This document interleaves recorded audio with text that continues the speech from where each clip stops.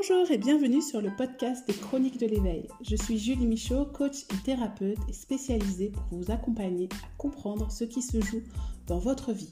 Pourquoi vous êtes en réaction, pourquoi vous ressentez ces émotions, vous apprendre à vous détacher du personnage principal pour enfin vous amuser à jouer les rôles de votre vie. Découvrez mes prestations sur le site www.juliemichaud.com ou plus de contenu gratuit sur l'éveil sur la page des réseaux sociaux Les Chroniques de l'éveil. N'hésitez pas à me faire des retours sur les différents épisodes ou à venir me parler en direct en message privé. Bon épisode!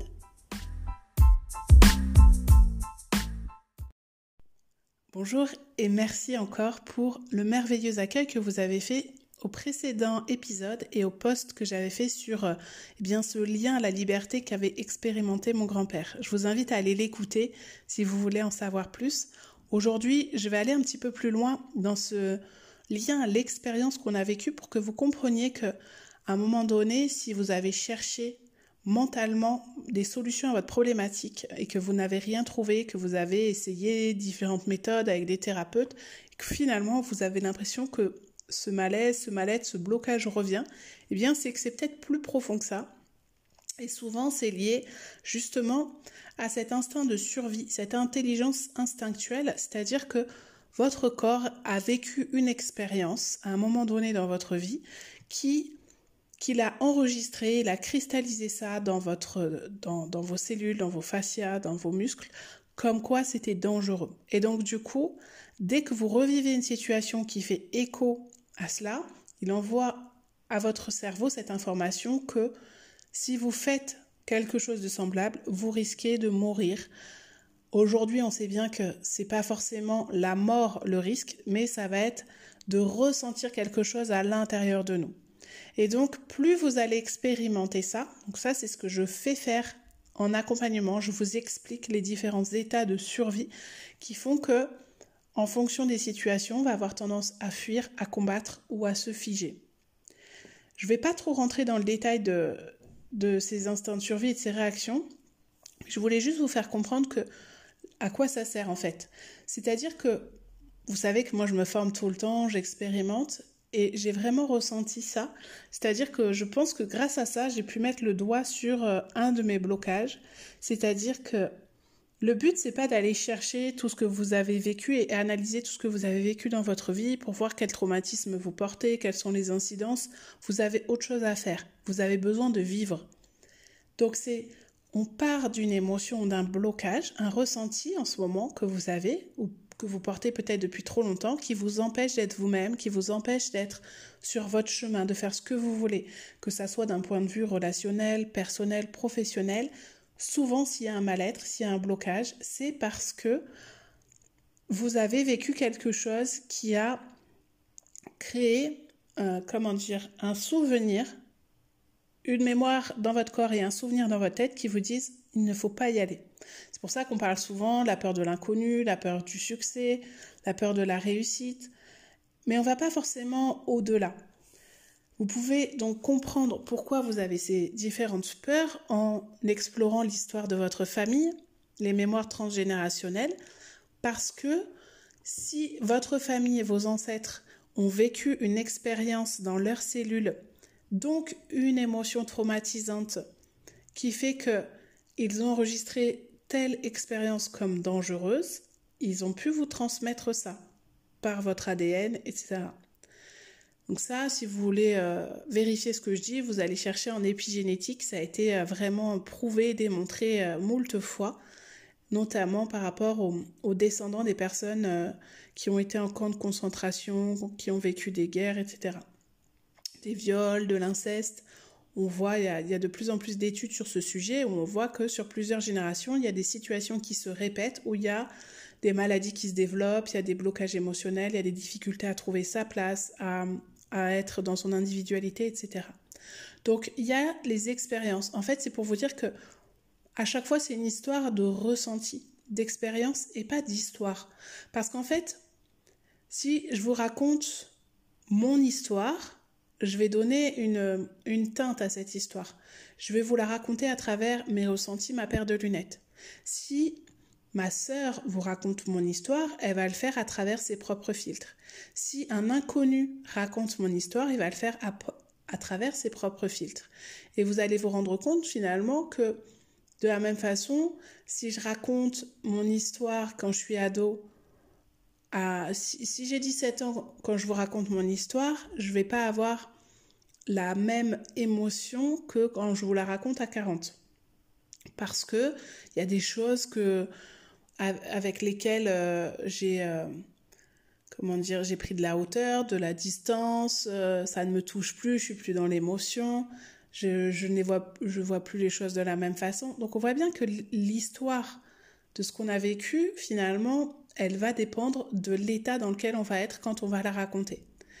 Si j'ai vécu une journée où je me suis vraiment amusée, je vais focaliser sur tout ce qui s'est bien passé et ce qui s'est mal passé. Je vais le prendre avec le sourire, ça fera des anecdotes pour plus tard. Par contre, si je suis dans un état d'esprit plutôt sombre, où je suis pas bien, dans un mal-être, eh bien, les moments agréables, je vais un petit peu les oublier parce que je vais focaliser sur tout ce qui s'est mal passé. Donc, c'est pour vous dire que l'important, c'est pas l'histoire de ce qui s'est passé, c'est pas l'histoire que vous racontez, puisque elle va changer selon l'état dans lequel vous êtes. Si vous êtes plutôt en mode timide, si vous êtes plutôt en mode action, etc., si vous avez envie d'être vu, d'être reconnu, donc vous allez bien beaucoup vous mettre en avant, ou si vous avez besoin d'être aimé, vous avez la peur du rejet, vous allez peut-être jouer la victime pour recevoir de l'amour, etc. Bref, ce que je veux que vous compreniez, c'est qu'au-delà de l'histoire, oui, les faits sont importants, mais les faits sont neutres. Leur importance va avoir un lien avec vous, vont avoir un impact avec vous selon ce que vous avez ressenti au moment de les vivre. On est d'accord que si on passe la même journée ensemble ou qu'on vit une expérience ensemble, nos ressentis vont être différents. Tout ça pour vous dire que j'ai compris que l'un de mes blocages était lié à la peur de décevoir. Quand je réfléchissais avec mon mental, je me disais, mais non, aujourd'hui, je fais ma vie, j'ai pris mon indépendance, j'ai une relation de couple qui, sur le papier, pouvait faire peur à plein de gens, mais je ne me suis pas posé de questions, j'y suis allée, je suis très épanouie dans mon couple, on a créé une famille extraordinaire, on a des difficultés comme tous les couples et comme toutes les familles, tout n'est pas toujours rose, mais j'ai créé le métier que je voulais. Globalement, en termes de oser faire ce que j'ai envie, j'en suis capable. L'adulte que je suis en est capable. Sauf qu'à l'intérieur de moi, il y a toujours cet enfant qui a vécu des expériences à un moment donné, comme tous les enfants, avec le rapport à l'autorité, l'éducation, donc vis-à-vis des parents, des professeurs, toutes les personnes qui ont pu m'accompagner. Et donc, quelle expérience j'ai pu vivre quand ce que je faisais ne correspondait pas aux attentes de ces adultes. Et finalement, ce qui me revient, et ça c'est même sans analyser, ça m'est venu d'un coup, c'est que ce qui me revient, c'est pas tellement au début, il y a quelques semaines encore, ce qui me revenait, c'était les réflexions qu'on pouvait me faire. Du genre, c'est que c'était pas assez, que même si j'avais eu une note qui était la meilleure de la classe et a été en dessous de la moyenne, et que la moyenne de la classe était pourrie, c'était quand même nul, ce que j'avais fait. C'était pas suffisant. Et donc, je me raccrochais un peu à ça, cette notion d'avoir une éducation où fallait être mieux, toujours faire mieux. Sauf que finalement, le blocage que j'ai, je me rends compte que c'est plutôt la sensation que j'avais quand je me rendais compte que j'avais fait quelque chose qui n'avait pas plu, qui avait déçu. Cette sensation, je ne sais pas si ça vous est déjà arrivé, où vous êtes totalement tétanisé et vous vous dites qu'une chose, c'est que vous avez envie de disparaître sous terre, et si vous pouviez monter dans une machine à remonter le temps pour ne jamais avoir fait ou dit ce que vous avez fait ou dit qui a mis l'autre dans cet état, vous le feriez. Et finalement, si je me reconnecte à la situation, je ne me rappelle pas toujours qui est en face, qui va avoir cette réaction, qui me crie dessus. Je me souviens surtout de la petite fille complètement tétanisée qui se dit « Oh là là là là, mais je ne suis pas assez, mais je suis nulle, mais je ne mérite pas d'exister, mais ce que je viens de faire est dramatique. Parce que quand on est un enfant, tout est égocentrique et on n'a pas la conscience, l'intelligence de raisonnement de se dire, mais peut-être que là, mon père ou ma mère, ma grand-mère, j'en sais rien, est en train de s'énerver parce qu'il a une journée pourrie, il n'a pas la patience, et là, je viens de casser un verre, et c'est le drame absolu, et c'est moi qui prends. Mais en réalité, le problème n'est pas tellement le verre que je viens de casser, c'est juste qu'il n'était pas, ou elle n'était pas dans un état où elle allait dire t'inquiète pas, c'est pas grave, par contre, je veux pas que tu te blesses. Elle était dans un état de stress où elle avait appris de mauvaises nouvelles, elle n'a pas fait attention parce que c'est une personne qui est humaine et elle s'est emportée. Ou alors, des fois, ça a pu arriver parce que j'ai fait des choix pour moi qui ne correspondaient pas à ce que eux projetaient sur moi. Et donc, maintenant, avec le recul que j'ai, l'adulte que j'ai va se dire, peut-être que finalement, ils se sont sentis impuissants par rapport aux choix que je faisais. Ils ont ressenti de l'isolement parce qu'ils ont eu peur que je coupe le lien avec eux. Ils se sont demandé, ils se sont sentis incapables parce qu'ils se sont dit qu'ils avaient pu mal faire des choses qui font que ça m'a conduit à suivre ce chemin et pas celui qu'ils voulaient. Et pour eux, eh bien, il n'y avait pas la même intelligence émotionnelle à l'époque. Et donc, ils voyaient, eux, en tant que parents, toute la pression qu'ils pouvaient se mettre pour que leur enfant suive le bon chemin, soit une bonne personne. Et ça ne correspondait pas à ce qu'ils avaient projeté sur moi. Et donc au final, en fait, cette colère a été peut-être envers eux-mêmes, comme je peux le voir souvent quand je reçois des parents ici. Bref. Sauf que moi, j'ai cristallisé cette sensation que quand je déçois quelqu'un, eh bien, ça me met dans un état vraiment terrifiant où j'ai envie de disparaître. Donc, ça veut dire que mon corps a enregistré l'idée que si je développe un projet, finalement, j'ai besoin de la validation des autres, voire des personnes qui sont importantes pour moi, pour ne pas les décevoir. Et finalement, si je n'ose pas aller au bout de mes projets, c'est peut-être parce que j'ai peur de les décevoir. Alors que si ça tarde un peu à se faire, etc., j'ai toujours des excuses. Je fuis un petit peu ma responsabilité de créer ce que j'ai vraiment envie de créer et de vivre. Et comme ça, je vais aller accuser des événements extérieurs. Ça ne veut pas dire que un environnement extérieur n'est pas en lien avec des difficultés que je peux rencontrer. Ça ne veut pas dire que, là je suis pas en train de dire c'est la faute de mes parents ou de X ou Y personne qui a pu me crier dessus ou avoir une situation inappropriée, un comportement inapproprié avec moi à ce moment-là. Ça veut dire que je ne peux pas revenir en arrière sur ce qui s'est passé. Les faits sont là. Je ne suis pas en train de juger les faits. Je suis en train de voir comment je peux répondre de manière adaptée à cette situation. Est-ce que l'adulte que je suis peut se dire que finalement, si je déçois les autres, c'est parce que si ce que je fais ne rentre pas dans ce qu'ils attendent de moi, c'est pas tellement mon problème finalement. Moi, ma préoccupation, elle est d'être ce que je veux être, de réaliser ce que j'ai envie de réaliser. Bien sûr, à partir du moment où ça ne fait de mal à personne, on est d'accord, hein, je parle pas de... Mais là, je vous parle par rapport à votre réalisation personnelle. Plus vous allez être connecté à vous, plus vous allez sentir ce qui est juste pour vous en étant connecté à vos ressentis physiques, en apprenant à développer ce qu'on appelle une flexibilité vagale, donc c'est-à-dire à accueillir ces états et à vous dire là, je suis dans un état de survie parce que j'ai peur de ça.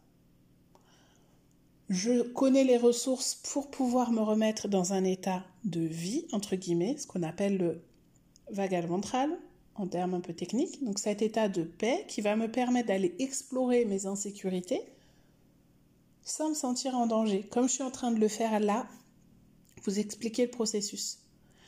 Parce que ce n'est pas normal de passer sa vie stressé, angoissé, comme si on avait une alarme qui nous disait « Attention, tu vas te faire avoir. Attention, les autres sont une menace. Attention, si tu oses être toi, tu risques de souffrir. Attention, on va te juger. Attention, on va te critiquer.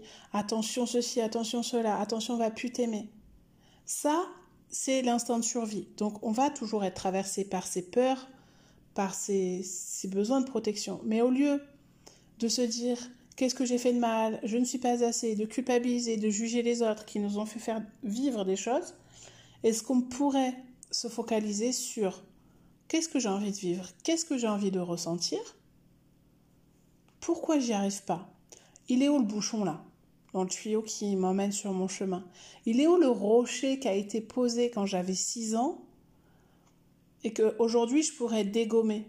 Vous savez, quand on est petit, on a l'impression que tout est immense. Et peut-être que quand j'étais petite, j'ai créé ce rocher qui me paraît immense. Et aujourd'hui, si je retourne sur ce chemin, je vais me dire, finalement, ce caillou, je pourrais le prendre et le déplacer sur le côté. Parce que je sais qu'aujourd'hui, j'ai tout ce qu'il faut en moi pour aller sur ce chemin. Donc, je vous invite vraiment à vous poser ces questions, de vous dire, quand vous avez des problématiques et des blocages, et que vous cherchez au niveau des peurs qui peuvent vous empêcher de vous réaliser, quel est le ressenti physique ?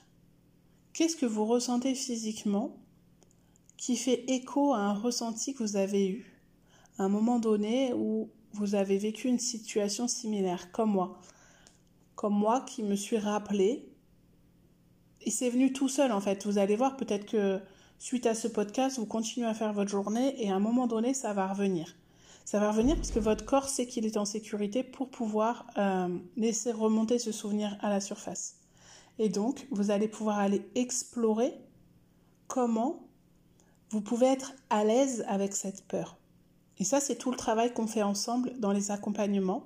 Donc, si vous voulez comme d'habitude, si vous voulez rebondir sur ce que je vous ai partagé, si vous voulez en savoir plus, n'hésitez pas à venir échanger avec moi ou éventuellement à ce qu'on fixe un rendez-vous téléphonique pour un appel découverte pour que je puisse vous expliquer un petit peu comment ça se passe, comment on peut aller étudier, apprendre à connaître ces états, parce que moi, mon objectif, c'est de pas vous apporter les solutions, les recettes magiques, mais c'est plutôt de vous aider à vous poser les bonnes questions pour que vous puissiez de vous-même, en fait, vous auto-coacher, vous observer vos états, pour pouvoir dire, voilà, là, quand j'ai vécu telle situation le week-end dernier avec ma mère, voilà ce que j'ai ressenti, qu'est-ce que j'en fais ? Et là, moi, je peux éventuellement, si vous n'arrivez pas à faire le lien entre une expérience que vous avez vécue, par exemple, ou vos ressentis physiques, eh bien ça, c'est quelque chose que nous pourrons aller faire ensemble. Mais c'est sûr que avant tout, vous avez besoin d'apprendre